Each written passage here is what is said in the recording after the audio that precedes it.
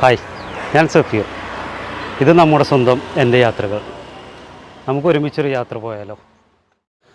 ഒരുപാട് തവണ നാടുകാണി ചുരം വഴി ഊട്ടിയിലേക്ക് പോയിട്ടുണ്ടെങ്കിലും ഈ കൊടും കാട്ടിനുള്ളിൽ ഒളിഞ്ഞിരിക്കുന്ന ഒരു ടൂറിസ്റ്റ് പ്ലേസ്, ഒരു മ്യൂസിയം ഉണ്ട് എന്നുള്ളത് പിന്നെയാണ് നമ്മൾ അറിഞ്ഞത്. നമ്മൾ നാടുകാണി ചുരത്തിൻ്റെ ടൗണൊക്കെ എത്തുന്നതിന് മുമ്പായിട്ട്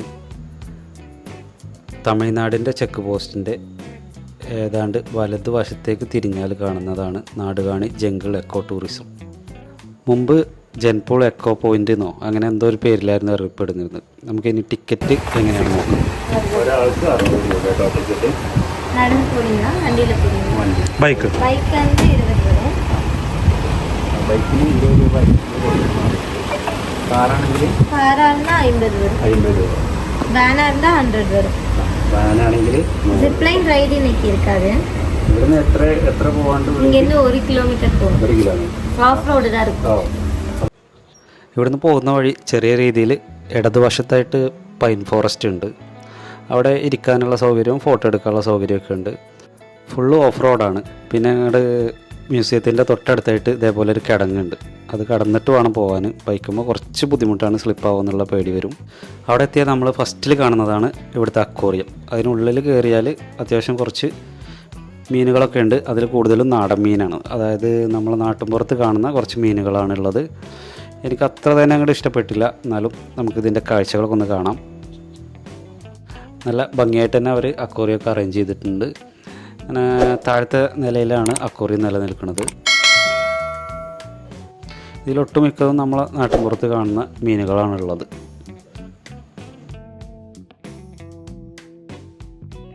അവിടെ നമ്മൾ പുറത്തേക്ക് ഇറങ്ങിക്കഴിഞ്ഞാലാണ് മ്യൂസിയം ഉള്ളത്.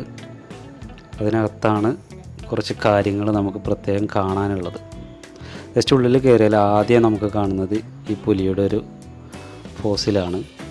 അതിനടുത്ത് തന്നെ ആയിട്ടൊരു കലമാൻ്റെ ഒരു രൂപമുണ്ട്.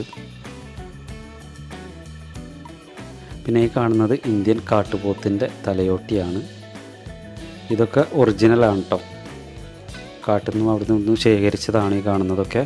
ഈ കാണുന്നത് ഇന്ത്യൻ കാട്ടുപോത്താണ്. പിന്നെ അതിൻ്റെ തൊട്ടടുത്തുള്ളത് ഒരു ആനയുടെ ലെഗിൻ്റെ ബോൺസാണുള്ളത്.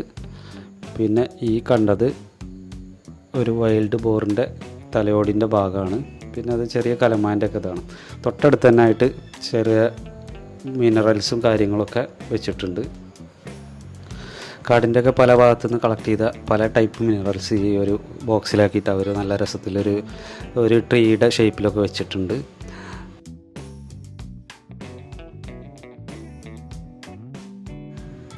പിന്നെ കുറച്ച് സ്നാക്കുകളൊക്കെ പരിചയപ്പെടാനുള്ളൊരു അവസരം അവിടെ ഉണ്ട്. അങ്ങനെ ബോക്സിലാക്കി വെച്ച കുറച്ച് സ്നാക്കുകളൊക്കെ ഉണ്ട്. നമ്മളെ നാട്ടിൻപുറത്ത് കാണുന്നത് തന്നെയാണ് കൂടുതലുള്ളത്. മലബാർ പിറ്റ് വൈറ്ററാണ് കണ്ടത്. അതേപോലെ ചെറിയൊരു ഡീറിൻ്റെ നന്ന കുഞ്ഞായിരിക്കുന്ന ഒരവസ്ഥയിലുള്ളൊരിതൊക്കെ കാണുന്നുണ്ട് അവിടെ.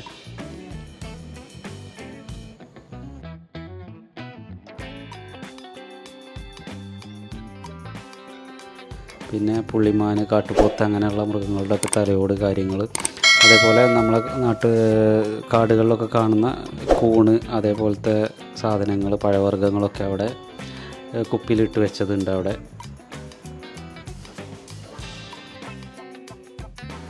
സസ്യങ്ങൾ, പഴവർഗ്ഗങ്ങൾ അങ്ങനെ പല സാധനങ്ങളുണ്ട്.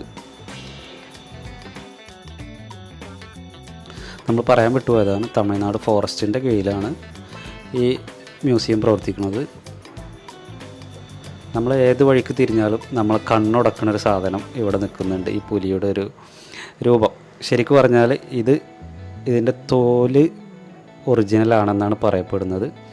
ബാക്കി ഭാഗം പ്ലാസ്റ്റർ ഓഫ് പാരീസോ മറ്റെന്തോ ചെയ്തിട്ട് ഉണ്ടാക്കിയെടുത്തതാണ്. പക്ഷേ തൊലി കറക്റ്റ് പെർഫെക്റ്റ് ഒരു പുലിയുടേതാണ് എന്നാണ് പറയുന്നത്.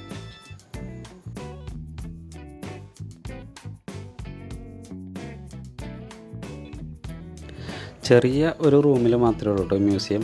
ചെറുതെന്ന് പറഞ്ഞാൽ വളരെ ചെറിയ റൂമിൽ മാത്രമേ ഉള്ളൂ. അതിൽ കുറച്ച് സാധനങ്ങളേ ഉള്ളൂ. ശരിക്ക് 60 രൂപയ്ക്കൊന്നും ഉള്ളത് ഇവിടെ കാണാനില്ല എന്നാണ് എനിക്ക് തോന്നുന്നത്. ഏതായാലും നിങ്ങളുടെ അഭിപ്രായം കൂടെ താഴെ കമൻറ്റിൽ രേഖപ്പെടുത്തുക. ഇനി നമ്മൾ അവിടെ നിന്ന് ഇറങ്ങിയിട്ട് കുറച്ച് മുന്നോട്ട് നടന്നാൽ അവിടെ ഒരു ചെറിയൊരു ഉദ്യാനമുണ്ട്.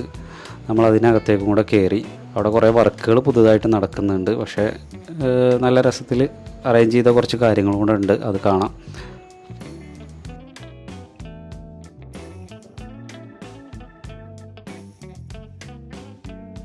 ഇതിപ്പോൾ അവർ അവിടെ പുതുതായിട്ട് തുടങ്ങിയതാണ് തോന്നുന്നുണ്ട്. ഏതായാലും നമുക്കിതിൻ്റെ ഉള്ളിലേക്ക് കയറിയിട്ട് ഇതിൻ്റെ അകത്തുള്ള കാഴ്ചകൾ എന്താണെന്നുള്ളത് നോക്കാം.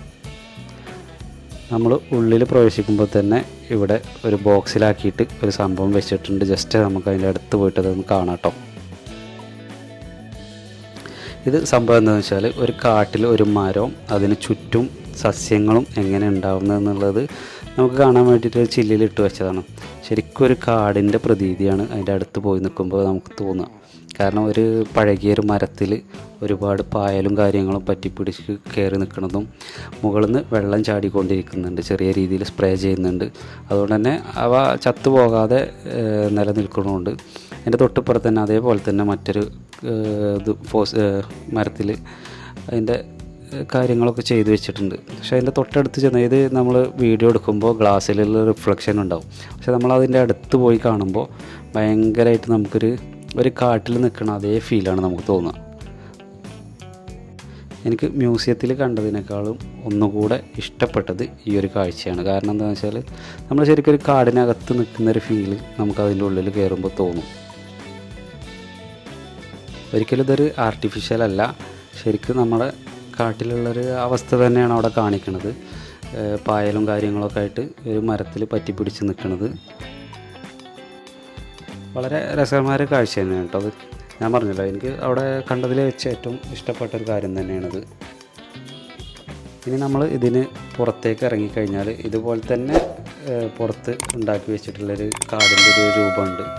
അതും ഇതേപോലെ തന്നെ കുറേ പായലുകളും കാര്യങ്ങളൊക്കെ ആയിട്ട് ഒരു കാട് എങ്ങനെ ഉണ്ടാവും എന്നുള്ളതാണ് അവിടെ കാണിക്കുന്നത്. ഇതും വർക്ക് നടന്നുകൊണ്ടിരിക്കുകയാണ്, ഫുൾ വർക്ക് കഴിഞ്ഞിട്ടില്ല. അപ്പോൾ ഇത്രയാണ് ഇതിനകത്തുള്ള കാഴ്ചകൾ മ്യൂസിയത്തിൻ്റെ. ഇനി നമുക്ക് ജസ്റ്റ് മ്യൂസിയത്തിൻ്റെ ഭാഗത്തു നിന്ന് കുറച്ചങ്ങോട്ട് മാറിയിട്ട് വേറെ കുറച്ച് കാഴ്ചകളുണ്ട്, അതും കൂടെ കാണാം. മ്യൂസിയത്തിൻ്റെ അവിടെ നിന്ന് ഇറങ്ങിയിട്ട് റൈറ്റ് സൈഡിലേക്കുള്ളൊരു ഓഫ് റോഡ് ഉണ്ട്. ആ റോഡിന് പോയി കഴിഞ്ഞാൽ ഒരു വ്യൂ പോയിൻ്റ് ഉണ്ട്. ആ വ്യൂ പോയിൻ്റ് മുകളിൽ കയറിയാൽ നല്ലൊരു വ്യൂ ആണ്. നമ്മളെ 4 ദിക്കിലുള്ള വ്യൂസ് അവിടെ നിന്ന് കാണാൻ സാധിക്കും. പോരാത്തതിന് ഞങ്ങൾ പോയത് ഉച്ച സമയമായതുകൊണ്ട് വെയിൽ ഭയങ്കര ചൂടായിരുന്നു. പക്ഷേ അവിടെ നല്ല തണുത്ത കാറ്റ് വീശുന്നുണ്ടായിരുന്നു. അതുകൊണ്ട് തന്നെ കാര്യങ്ങളൊക്കെ കാണാൻ നല്ല രസമായിരുന്നു. പിന്നെ അവിടെ ജിപ്പ് ലൈനിൻ്റെ സൗകര്യമുണ്ട്. ഇവിടെ മുകളിൽ നിന്ന് ജിപ്പ് ലൈന് കുറച്ച് താഴെ ഭാഗത്തേക്ക് പോകുന്നുണ്ട്. എത്ര വലിയ വെയിലാണെങ്കിലും അവിടെ കാറ്റടിക്കുന്നുണ്ട്. അപ്പോൾ ഒരുപാട് ആളുകൾ പറഞ്ഞു കേട്ടിരുന്നു അവിടുത്തെ ക്ലൈമറ്റ് അറിയണം എന്നുണ്ടെങ്കിൽ രാവിലെ മോർണിംഗിലോ അല്ലെങ്കിൽ വൈകുന്നേരങ്ങളിലോ ചെന്നാലേ അവിടുത്തെ ക്ലൈമറ്റ് ശരിക്കും നമുക്ക് ആസ്വദിക്കാൻ പറ്റുള്ളൂ എന്നുള്ളത്. പക്ഷേ നിർഭാഗ്യവശാൽ ഞങ്ങൾ പോയത് ഉച്ച സമയത്താണ്.